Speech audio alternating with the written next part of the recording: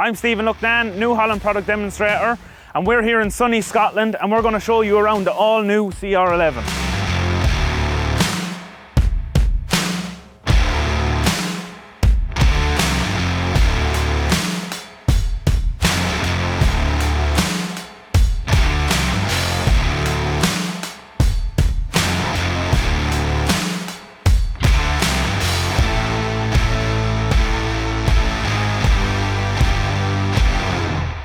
So yeah, this combine is all new level of harvesting is what we say.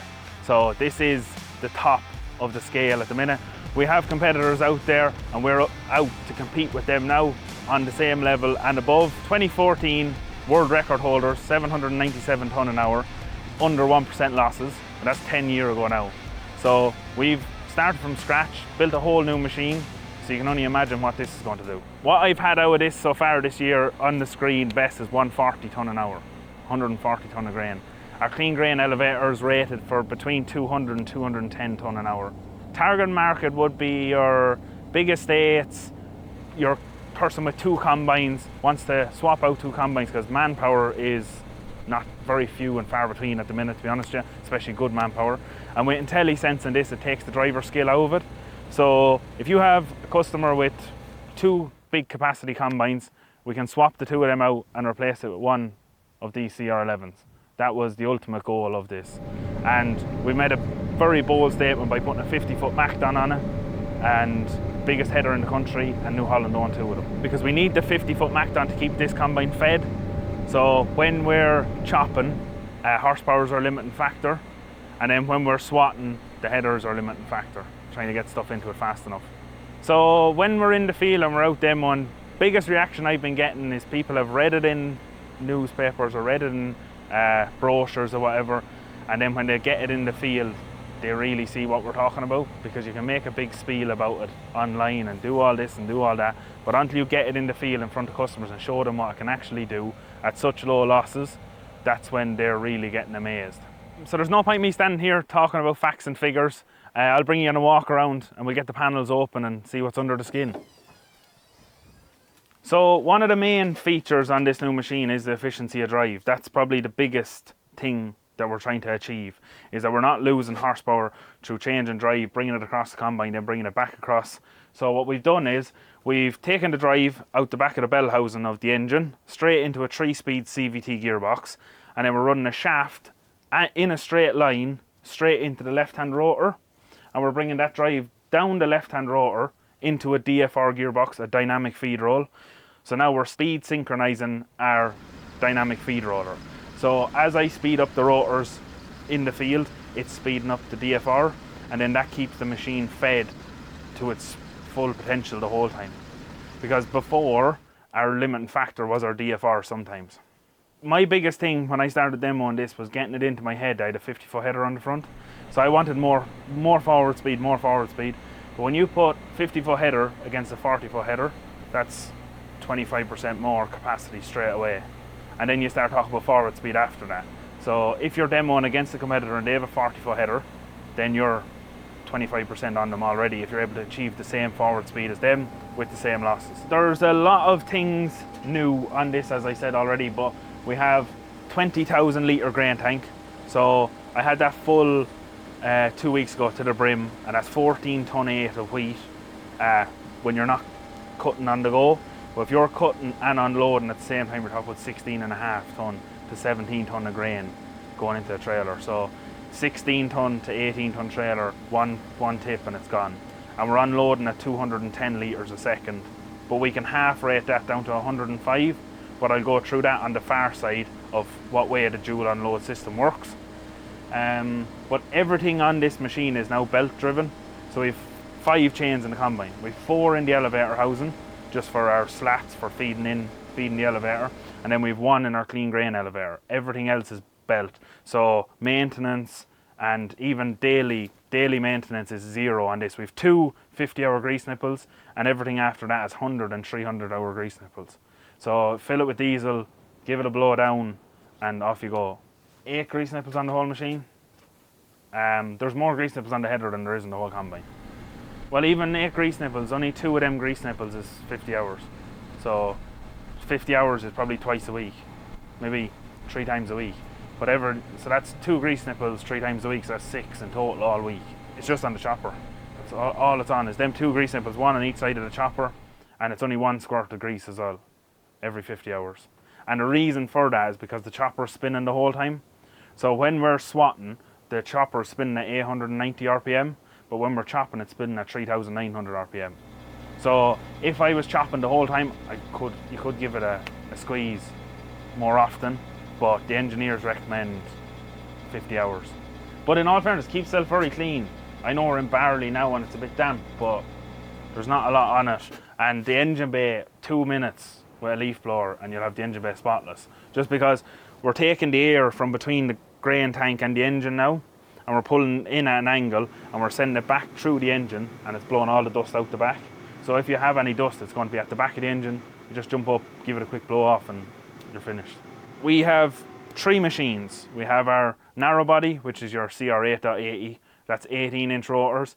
Then we have our CR8.90 up to CR10.90, which is 22-inch rotors. And now this CR11 and CR10 is 24-inch rotors. So we have more surface area to trash out the grain, and it's softer on straw because you have less of a pinch point.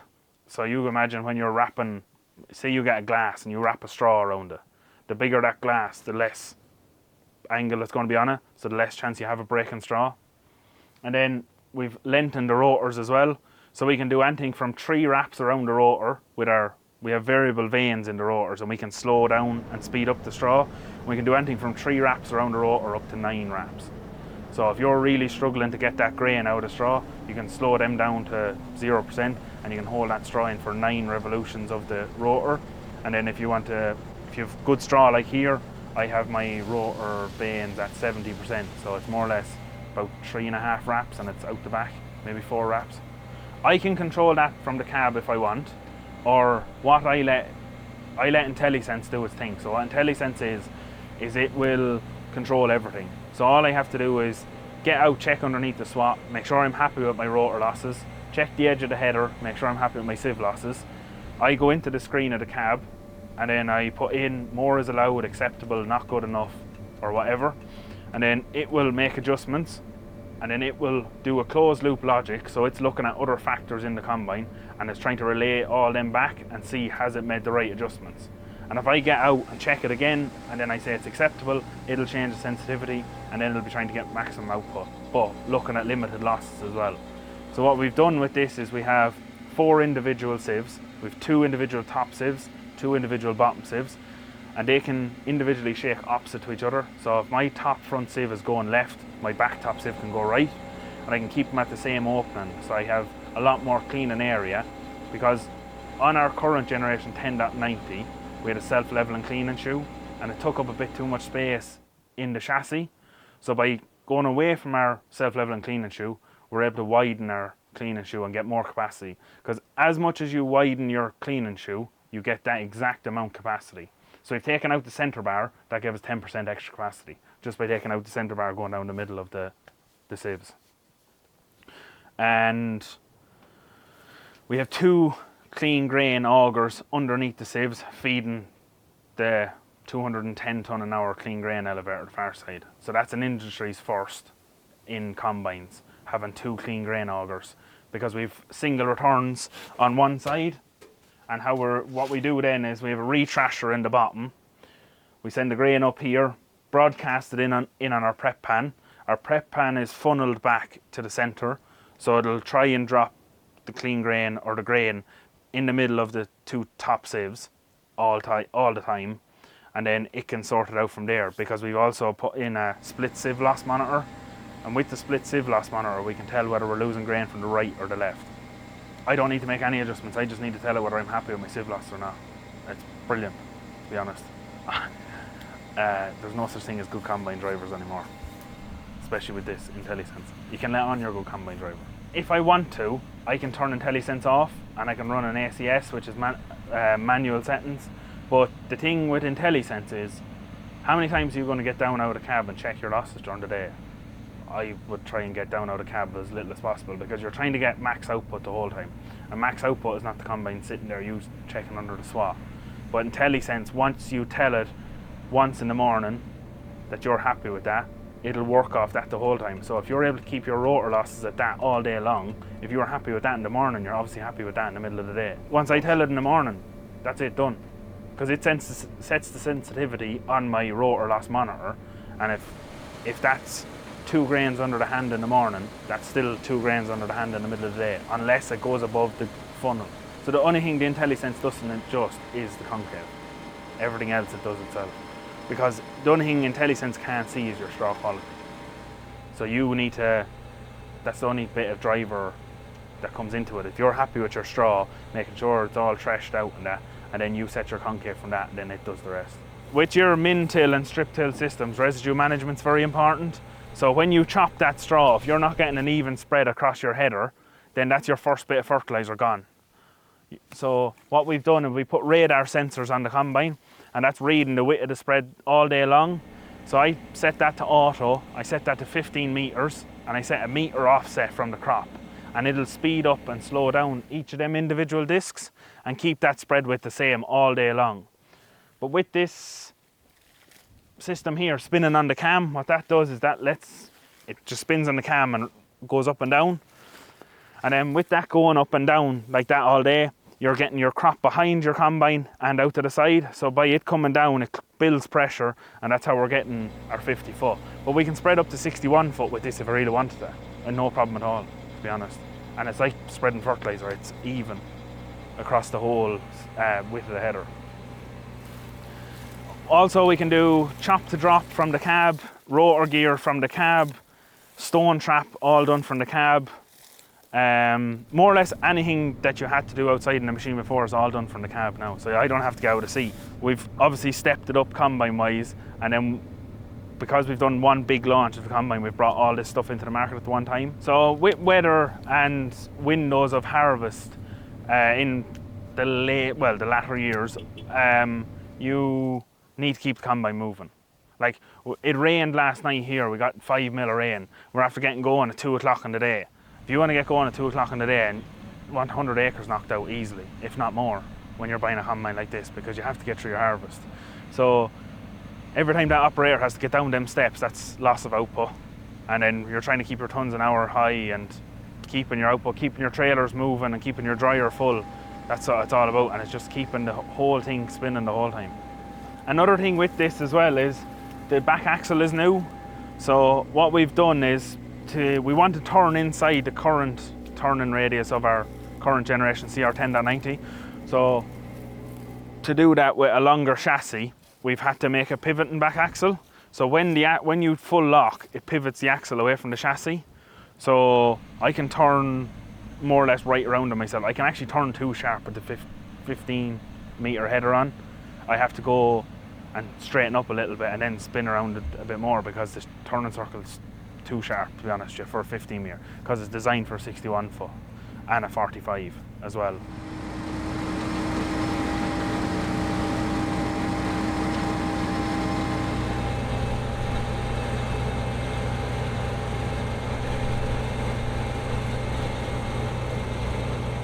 So we have the NIR sensor here, reads the clean grain going up the elevator, and then we can read the protein, fats, moisture and all that through the screen, but we'll go through that after.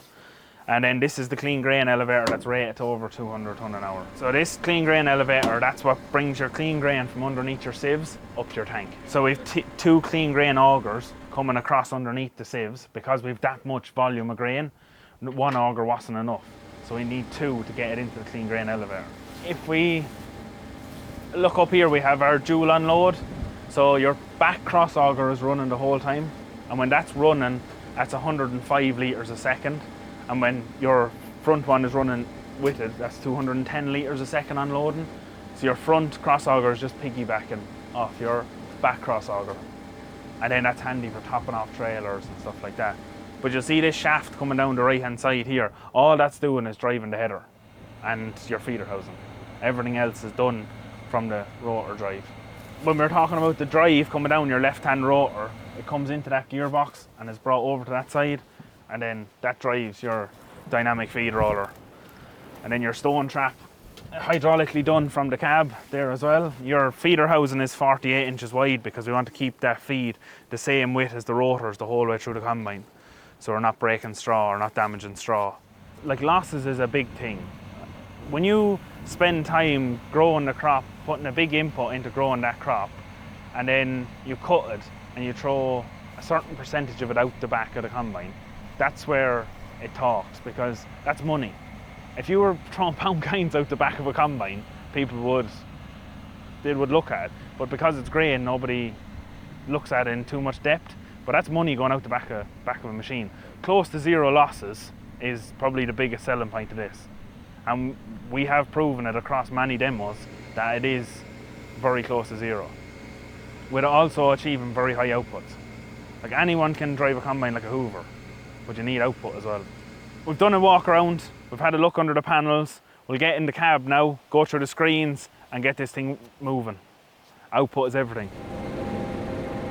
You kind of have to understand the whole way the farming business works, because you can sell the benefits of the machine all day, but you need to explain to the farmer how it's going to impact his business as well.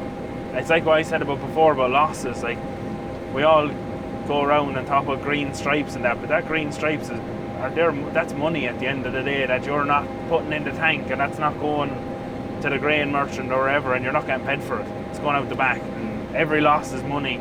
And even straw is a big thing at the minute. Like, straw is worth a lot of money as well, and like the straw coming out the back of this combine is perfect, to be honest with you, today.